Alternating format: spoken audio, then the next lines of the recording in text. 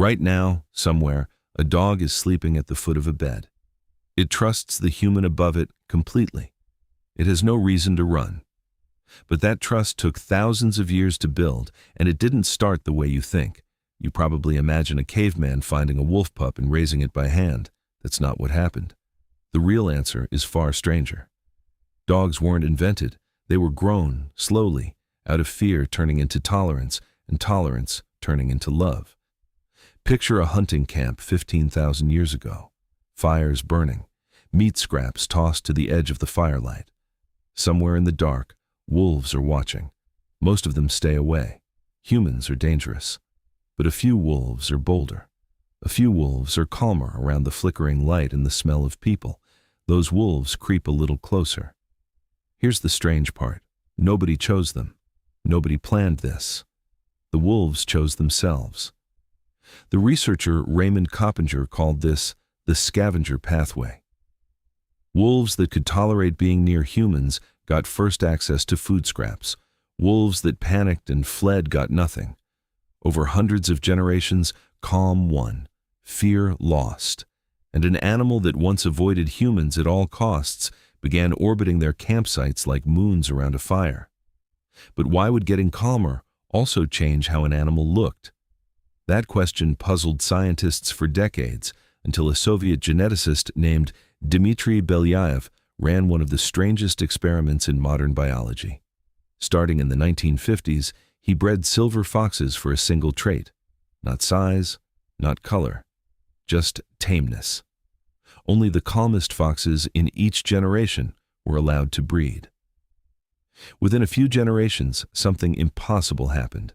The foxes weren't just calmer. Their ears started flopping, their tails curled, their fur grew patchy, sometimes with white patches on the chest. Their skulls got smaller. They started barking, something wild foxes almost never do. Belyaev hadn't bred for floppy ears or spotted fur. He'd only selected for one thing, calmness, and an entire cascade of traits came along for the ride.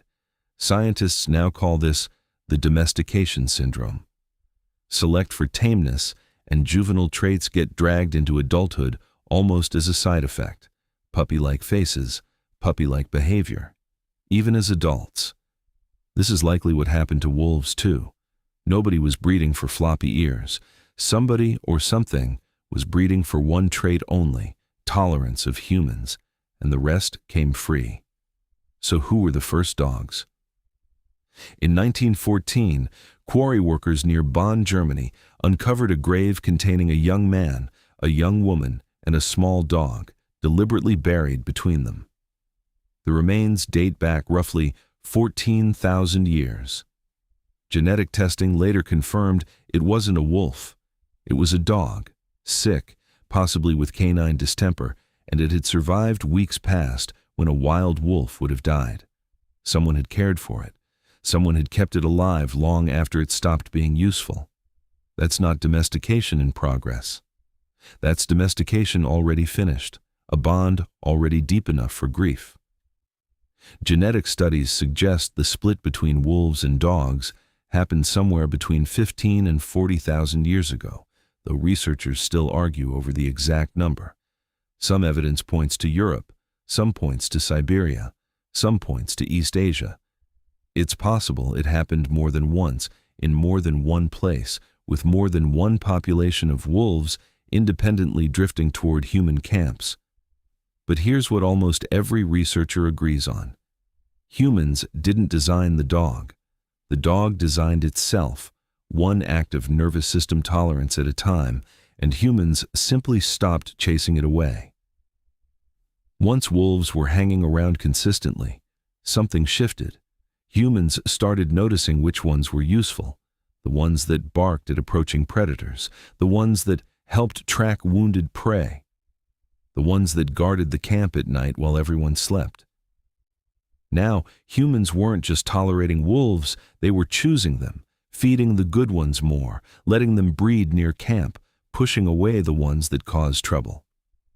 This is where deliberate breeding likely began, thousands of years after the first spark of contact. Humans went from passive beneficiaries of tame wolves to active shapers of a new species entirely.